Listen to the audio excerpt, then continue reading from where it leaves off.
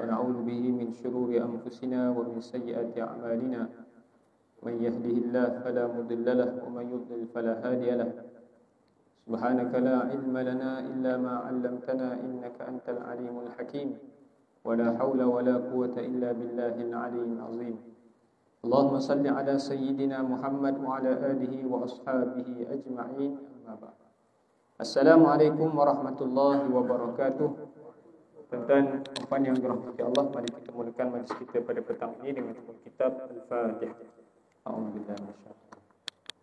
Bismillahirrahmanirrahim. Alhamdulillahi rabbil alamin. Arrahmanir rahim.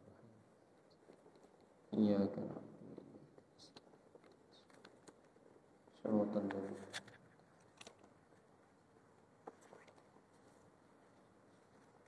Amin amin ya rabbal alamin. Alhamdulillah, pertamanya kita melahirkan rasa syukur kepada Allah Subhanahu wa taala. Hari ini 9 Ramadan. Allah rezekikan kita untuk hidup lagi pada hari ini, yang mana mudah-mudahan Allah Subhanahu wa taala akan mengekalkan kita sehingga ke akhir Ramadan nanti insya-Allah. Dan yang saya hormati Cik Muhammad Irwan Tahir selaku pengurusi surau, Perisan Jawatan Kuasa, tuan-tuan imam, tuan-tuan guru, para asatizah, Tuan Bilal, ibu ayah, abang kakak, adik-adik yang dirahmati Allah sekalian, apa khabar semua? Alhamdulillah, mudah-mudahan tuan-tuan perempuan semua berada dalam keadaan sihat walafiat insya-Allah. Baik, kongsi hari ini ringkas saja. Kita nak cerita tentang beberapa perkara. Satu hari Sayyidina Talhah bin Ubaidillah, seorang sahabat Nabi yang masyhur, yang merupakan antara 10 orang yang dijanjikan masuk syurga, bermimpi satu malam.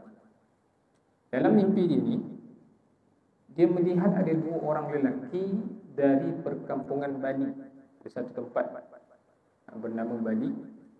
Bermimpi 2 orang lelaki ini bersama-sama dengan dia ini berada di hadapan pintu syurga.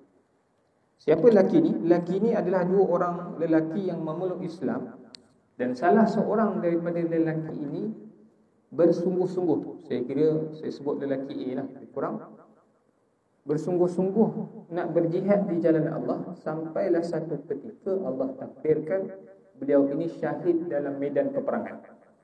Perang apa tu tidak dinyatakan dalam mimpi tersebut, dalam hadis tersebut. Satu lagi sahabat Nabi ni, lelaki seorang lagi ni, seorang sahabat yang biasa-biasa, tidak meninggal dalam peperangan syahid, peperangan yang menyebabkan beliau mati syahid, tetapi yang lelaki B ini meninggal setahun selepas lelaki A meninggal, dalam keadaan biasa. Bila mana beliau bermimpi itu, beliau melihat tiba-tiba malaikat penjaga syurga keluar daripada syurga dan memanggil lelaki B dulu untuk masuk ke dalam syurga. Kemudian malaikat tersebut panggil lelaki A pula, yang mati syahid tadi, masuk dalam syurga. Dan bila mana malaikat tadi datang bertemu dengan Talhah, Talhah menyatakan bahawa malaikat tersebut kata, kamu belum lagi. Jadi selepas daripada itu, beliau pun tersedar daripada tidur, dan ceritanya itu diceritakan kepada para sahabat. Kepada sahabat masa tu ramailah bercakap-cakap dan berpelik. Sebab apa? Sebab kenapa lelaki B yang tak mati syahid ni masuk syurga dulu berbanding dengan mati syahid?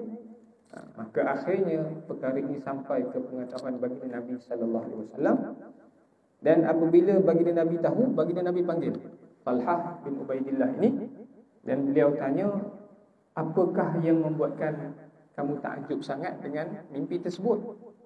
Maka sahabat kata, ya Rasulullah, mestilah kami takjub, sebab yang satu ni mati syahid, satu lagi mati biasa. Mana mungkin yang mati biasa ni boleh masuk syurga dulu? Maka apa yang berlaku? Rasulullah kata, bukankah yang lelaki B ini, yang lelaki ni tadi, hidup setahun lebih daripada lelaki A? Maka kata sahabat, ya betul.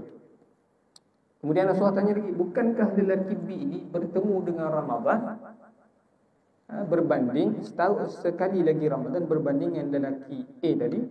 Maka para sahabat kata, ya.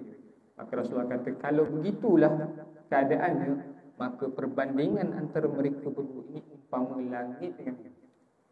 Ini hadis riwayat Ibnu Majah. Ada dalam kitab-kitab disebutkanlah. Jadi kita nak ceritanya apa? Nak ceritanya tuan-tuan, puan-puan yang dirahmati Allah, peluang kita masuk dalam bulan Ramadan ni satu peluang yang sangat-sangat hebat yang Allah rezekikan kepada kita semua. Sebab tu setiap pagi kita bangun tidur tu, kita belajar untuk mengucapkan bila mana kita terbuka mata tu untuk sahur tu, kita belajar, kita kata ya Allah, alhamdulillah, terima kasih ya Allah bagi aku hidup lagi pada hari ini. Setiap pagi. Sebab apa? Sebab peluang hidup di bulan Ramadan ni bukan peluang yang biasa-biasa, tetapi peluang yang membezakan antara siapa yang masuk dulu ke dalam. Jadi kalau kita dah diberi kelebihan masuk bulan Ramadan, maka janganlah pula kita tergolong dalam kalangan orang-orang yang mensia-siakan Ramadan ni. Ramai orang masuk dalam bulan Ramadan, kita masuk bulan Ramadan, tapi kadang-kadang kita masuk dalam keadaan kita mengulangi apa yang kita lakukan pada tahun-tahun sudah. Ada orang begitu tak? Ada. Ada orang yang makin buruk pula, ada orang yang makin tambah baik. Maka pada saat dan ketika ini kita kena ada azam nak tambah baik amal ibadah kita kepada Allah Subhanahu Wa Taala. Dan saya fokuskan pada hari ini hanya 3 amalan utama dalam bulan Ramadan. Apa amalan tu? Pertama, puasa. Okey, puasa ni kita tahulah hadis. Pertama yang perlu kita faham, puasa ni al-imsak, menahan diri. Menahan diri daripada makan, minum dan perkara membatalkan puasa daripada terbit fajar sehingga terbenam matahari. Itu bab fiqh, itu kita faham. Tapi yang kita nak faham itu pada sudut puasa ini, daripada kita terbit fajar sampai terbenam matahari ni, kita belajar menahan diri daripada perkara-perkara yang halal, yang haram apatah lagi. Maknanya Allah nak bagi kita satu set dalam minda kita ni. Bila kita berjaya tahan diri kita dalam tempoh tu, selepas daripada tempoh itu, contoh masuk maghrib sampailah terbit fajar balik, ataupun selepas Ramadan nanti, sebenarnya kita sendiri ni ada kemampuan untuk mengawal diri kita daripada melakukan perkara-perkara yang tidak sepatutnya berlaku. Menahan diri. Jadi kita dah tahu, saya tak payah cerita. Saya kat sini saya tak perlu nak cerita batal puasa ke apa ke, itu ustaz-ustaz lain cerita. Dan saya tak perlu cerita tuan-tuan kena jaga daripada maksiat apa semua tu. Memang tuan-tuan insya-Allah ahli surau ni orang-orang yang hebat, tuan-tuan orang yang hebat. Cumanya saya nak cerita banyak benda yang kadang-kadang kita tak sedar. Menahan diri tu kita nak belajar bagaimana konsep apa? Konsepnya nanti waktu kita nak buka tu. Adakah kita mampu nak menahan diri pada ketika itu ataupun tidak? Menahan diri waktu apa? Menahan diri daripada makan makanan. Kita nak cerita pasal Ramadan ni, orang kata bulan makan. Ramadan, bazar ada, orang Cina, orang India pun suka. Ada banyak bazar Ramadan ni. Kalau kita pergi bazar pun kita tengok kawan-kawan kita pun ada juga. Dan kalau kita tengok statistik, makanan yang dibuat dalam bulan Ramadan ni lebih kurang 90,000 tan. 90,000 tan. Satu tan lebih kurang 1,000 kilogram. Kalau 90,000 tu Masya Allah, banyak. Jadi hari ni, detik ni saya nak kata pada diri saya dan tuan-tuan perempuan semua, untuk kita menahan diri daripada apa? Pertama sekali dalam bab puasa ni, kita nak menahan diri daripada kita membuang makanan ke dalam tong sampah. Macam mana nak buat gitu? Caranya adalah waktu kita nak prepare makan iftar tu nanti, jangan kita masak berlebihan dan jangan kita beli berlebihan. Kalau petang ni, katalah tuan-tuan perempuan mungkin buka di rumah. Kalau surau ni, okeylah kita ada buka puasa surau juga kan. Okeylah. Kadang-kadang ada sebahagian orang buka puasa di surau, di masjid, dia ambil lebih-lebih tu sampai tak habis pun makan. Tu kadang-kadang kita tengok orang yang buka di masjid surau ni, dia dah lah dapat makanan surau, dapat makanan masjid. Dia bawa pula murtabak dia bawa pula roti john dia bawa pula dia punya roti jala dia. Dengan alasan dia nak rasa-rasa kan. Dia nak rasa-rasa. Tapi apa jadi kalau dibuat begitu? Dia akan jadi banyak timbunan-timbunan makanan yang tak dimakan. Kan? Kalau kita pergi ke buffet-buffet Ramadan, kalau tuan-tuan ada rezeki, perempuan ada rezeki pergi ke buffet Ramadan, lepas maghrib tu tengok kat meja-meja berapa banyak makanan yang tak dihabiskan. Sebab dia bayar mungkin dalam 50, 80, 100 ringgit. Tapi ada menu 40 menu macam tu. Jadi semua nak rasa. Masa ambil tu ambil semua. Kan? Jadi akhirnya apa berlaku? Ke atas meja tu penuh dengan timbunan-timbunan makanan yang kesudahannya akan dibuang dalam tong sampah. Jadi menahan diri yang kita nak belajar daripada konsep puasa itu adalah, tuan-tuan puan-puan kena ingat, bermula pada maghrib ni ataupun hari-hari yang berterusan nanti, jangan pastikan jangan ada makanan yang terbuang di dalam tong sampah rumah. Itu kita nak tahan diri. Nak tahan diri pertama yang tu. Jadi caranya apa? Jangan siapkan lebihan. Jangan masak berlebihan. Ada orang kadang-kadang, ada sebagian isteri-isteri di rumah ni, kadang-kadang bila nak iftar tu dia masak macam-macam lauk. Padahal kalau dia masak makan malam, biasanya satu lauk. Dalam 2 lauk je lebih kurang. Tapi bila nak iftar tu sampai 5-6 lauk nak makan. Jadi ini perbuatan yang kadang-kadang kita tak perasan, dia menyebabkan satu masa kalau tak makan habis, maka dia akan bazir dan buang makanan. Jadi ini akan berlaku pembaziran. Maka kalau kita mampu habiskan semua, tak pulang, tak ada masalah. Tapi saya nak cerita, kalau mampu untuk menahan diri daripada tu, kita akan berjaya. Ini tahu. Kedua, menahan diri daripada apa? Menahan diri daripada waktu makan tu kita kenyang yang berlebihan. Imam Syafi'i pun kata kan, bila mana kita kenyang berlebihan waktu makan tu, dia akan menyebabkan badan kita ni malas nak beribadah. Sebab itulah bila masuknya malam tu nak tarawih tu, 8 rakaat 8 kali kita muak. Itu okeylah 8 kali muak. Kalau berpuluh kali muak, itu memang hebatlah tu kan. Sebabnya apa? Kuncinya tadi waktu maghrib tu makan berlebihan. Dia dah ambil banyak-banyak, makan berlebihan, maka perut dia kenyang dan dirinya itu akan menyebabkan malas untuk beribadah. Setting badan dia tu akan menyebabkan dia memang dapat beribadah, tapi beribadah dia itu dalam keadaan yang tidak fokus, dalam keadaan yang tidak baik. Kan Rasulullah kata, man qama Ramadan imanan wa ihtisaban ghufira lahu ma taqaddama min dhanbi. Qama Ramadan tu apa dia? Imam Nawawi kata qama itu merujuk pada solat tarawih. 2 syaratnya apa? Iman dan ihtisaban. Kalau kita berada dalam keadaan kita solat Allahu Akbar bila imam nak habis, ataupun Allahu Akbar dalam keadaan kita muak, ngantuk, agak-agak tu iman dengan ihtisab lagi. Boleh jadi mudah-mudahan Allah, kurang-kurang Allah mana kita lah. Tapi kita kena faham bahawa tidak semua amal ibadah kita diterima oleh Allah. Sebab tu surah Al-Mulk Allah kata allazi khalaqal mauta wal hayata liyabluwakum ayyukum ahsanu amala. Yang lebih baik, bukan lebih aktsaru amala. Jadi kita nak menahan diri apa? Menahan diri daripada kenyang. Tidak siapkan makanan, jangan buang ke sampah, dan kalau itu berjaya, kita jangan makan berlebihan sampai kenyang. Sebab tu kalau katalah nak ada side dish ke, at least ada 1-2, ataupun janganlah ambil banyak. Kalau banyak beli banyak-banyak itu memang biasanya tak habislah. Kemudian yang ketiga, menahan diri daripada apa? Dalam tempoh puasa dan malam juga, kita menahan diri daripada perbuatan-perbuatan yang melalaikan. Kita nak belajar konsep puasa tu, tahan diri tu daripada apa? Tahan diri daripada perbuatan yang melalaikan. Contohnya apa? Contohnya kalau kita rasa kita selalu lalai dengan handphone ni. Contohnya mungkin ada sebahagian daripada kita kaki game contoh. Contohlah kaki game. Saya pun, bayi-bayi saya ramai juga kaki game. Tengok kawan-kawan saya pun ramai jugalah. Masa senggang je dia main game. Kalaulah bulan Ramadan pun kita masih berterusan begitu, maka susah untuk kita isi masa lapang dalam bulan Ramadan tu dengan perkara ibadah yang kedua yang akan saya sebutkan nanti. Jadi perkara ketiga yang kita nak tahan diri ni adalah kita tahan diri daripada perkara melalaikan. Macam mana nak tahan diri? Kalau nak tahan diri, dia bukan bererti benda tu ada dalam handphone ni. Kita kena buang terus, uninstall terus daripada handphone.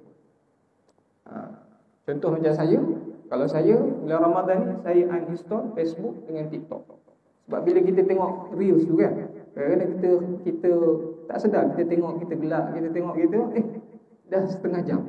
Tengok, dah 1 jam punya tengok handphone je. Tengok apa? Tengok yang video-video tu. TikTok lebih lagi lah, banyak kan.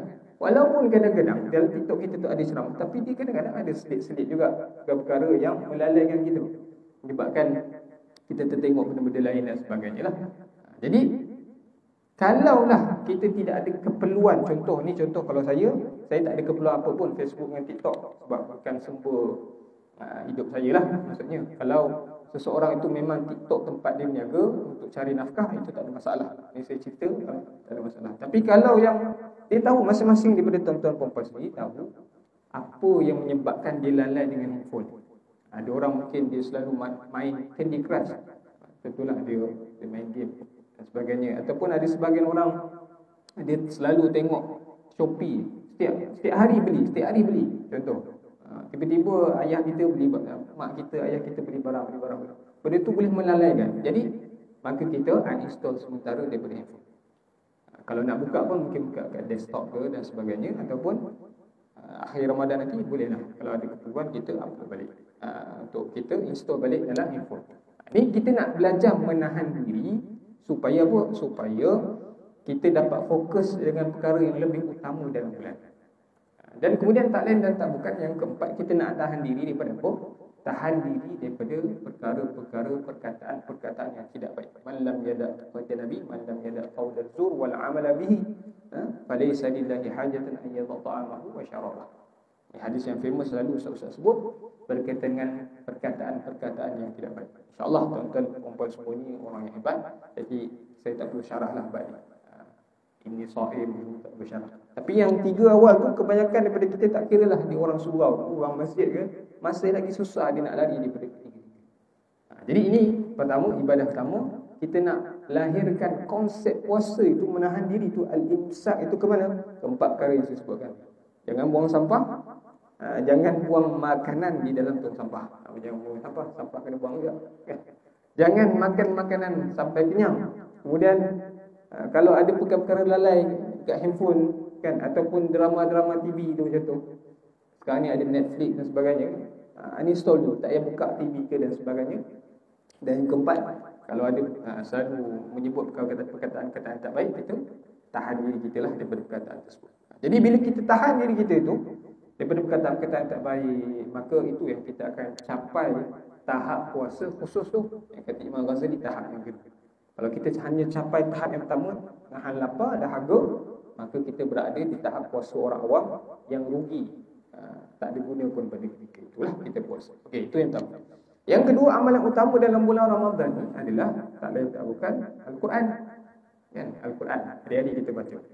Hari ni saya tengok kadang-kadang ada sebahagian asatizah di Facebook, di TikTok dan sebagainya, dia kata tak perlu pun kita nak khatam dalam bulan Ramadan ni. Yang pentingnya adalah kita tadabbur. Kataan tu nampak elok, tapi sunnah khatam Al-Quran dalam bulan Ramadan ni memang sunnah Nabi, kan? Jadi kalaulah sebahagian besar daripada kita, biasanya bulan Ramadan ni masing-masing Rashid nak khatam Quran, bagus, teruskan. Jangan menyebabkan ada sebahagian asatizah yang kata begitu, menyebabkan kita pun tahun ni tak yalah nak khatam Quran, kita tadabbur je. Sebab apa? Sebab takut-takut kita yang ni pun habis, yang ni pun habis. Jadi kalau sebahagian besar ulama kata dalam bulan Ramadan antara tadabbur dengan khatam mana lebih penting, antaranya sebahagian besar kata khatam. Sebab memang perbuatan Nabi dalam bulan Ramadan mengkhatamkan Al-Quran 2 kali dalam bulan Ramadan. Jadi tuan-tuan perempuan yang dirahmati Allah, maka Al-Quran ni pertama sekali kita baca dengan bertajwid dan khatam. Kalau siapa yang belum baca bertajwid, maka dia wajib belajar ilmu tajwid, belajar Al-Quran. Kalau dia baca merangkak-rangkak dan sebagainya, tapi usaha dia untuk baca tu memang hebat. Banyaklah ustaz-ustaz dah cerita macam mana cara nak khatam 2 kali, 2 muka surat sebelum solat, 2 muka surat selepas solat, seterusnya. Kemudian yang kedua, tadabbur. Tadabbur ni pun penting, sebab Al-Quran diturunkan untuk kita faham. Kalau kita sekadar baca Quran tapi tak faham, maka dia menyebabkan perbuatan yang tidak baiklah kepada kita. Contohnya macam doktor bagi preskripsi ubat tu, terangkan ubat ni kena makan ni. Tapi kita buat endah tak endah. Kita tak faham pun apa kata doktor tu dan kita tak amalkan. Apa jadi pada penyakit kita? Yang kalau tersalah makan ataupun tak makan, itu yang mula ada sakit-sakit sampingan. Begitu juga Al-Quran. Kalau kita tak amalkan, maka sakit-sakit rohani itu akan timbul. Maka contoh kita kena perbanyakkan untuk tadabbur Al-Quran. Banyak ustaz-ustaz hebat sekarang ni dalam bab tadabbur ni. Ustaz Syarif Abdul Rahman ada, Ustaz Fazrul Ismail ada, banyak, ramai dah. kat TikTok, Facebook tu, kalau tuan-tuan tak kaya dengan tu, boleh tengok teruskan, tak ada masalah. Okey, jadi itu yang kedua. Yang ketiga apa dia dalam Al-Quran ni? Yang ketiga, bila kita faham, kita amalkan, kita usahakan untuk faham tentang Al-Quran ni, kita amalkan. Kalau ada di antara tuan-tuan perempuan semua di sini yang belum faham makna surah Al-Fatihah, maka saya seru ambil peluang Ramadan ni, fahamkan apa maksud surah Al-Fatihah daripada bismillah sampai waladdallin. Supaya apa? Bila kita faham itu, nanti waktu kita nak salat tarawih nanti, ibadah yang ketiga tu nanti saya nak sebut nanti kejap lagi sikit lagi, maka kita akan dapat fokus. Selain daripada kita dah kosongkan perut, maksudnya tak terlalu kenyang, kemudian kita faham pula makna tu, kita hadirkan hati untuk faham, maka itu yang waktu man qama Ramadan tu kita dapat fokus pada ibadah yang utama yang ketiga nanti kita nak sebutkan. Dan kita dah faham, kita nak amalkan. Kita dah faham, kita nak amalkan. Kemudian bila dah amalkan, contoh yang amal-amalan yang kita boleh buat adalah, contohnya kita berdoa dengan doa-doa Al-Quran. Banyak doa dalam Al-Quran, kita berdoalah dengan doa-doa Al-Quran, dan kita hafaz sikitlah dalam bulan Ramadan ni, ambil peluang untuk hafaz beberapa ayat dalam bulan Ramadan ni. Jadi itu Al-Quran.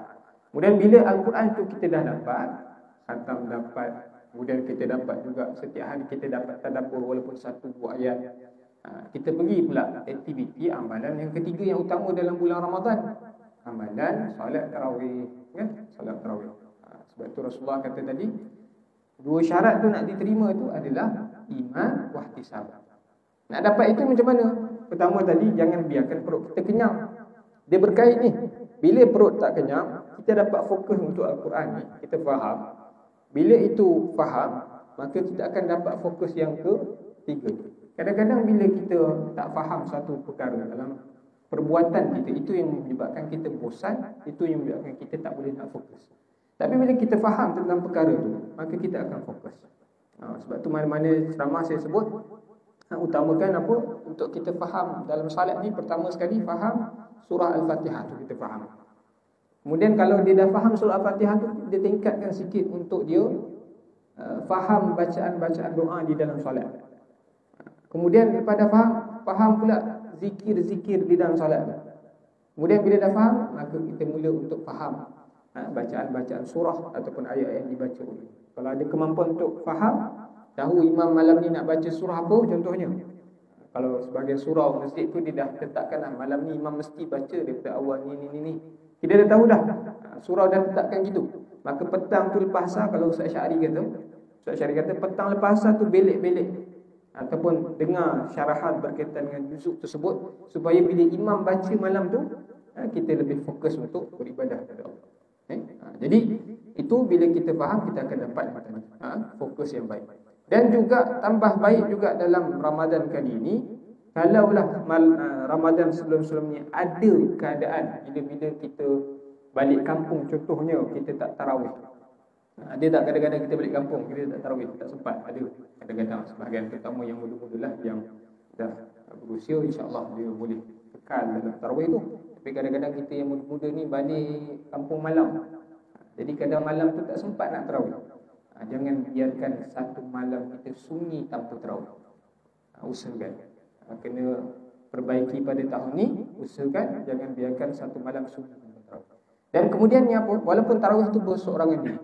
Dan kemudian kita nak tambah baik dalam tarawih kita pula. Apa dia?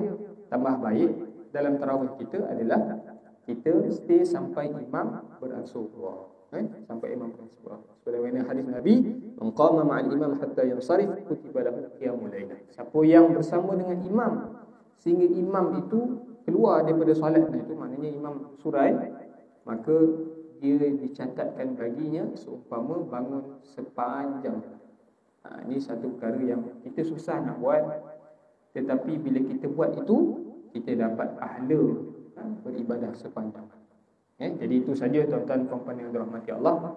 Mudah-mudahan perkongsian ringkas kita pada petang ini mendapat manfaat, dan saya tuan-tuan puan-puan semua untuk terus berusaha untuk kita perbaiki amal ibadah kita kepada Allah Subhanahu wa taala. Qul qouli hadza wa astaghfirullahal azim li wa lakum wa billahi taufiq wal hidayah. Wassalamualaikum warahmatullahi wabarakatuh. Kita tutup dengan tasbih kafarah dan surah. Subhanallah.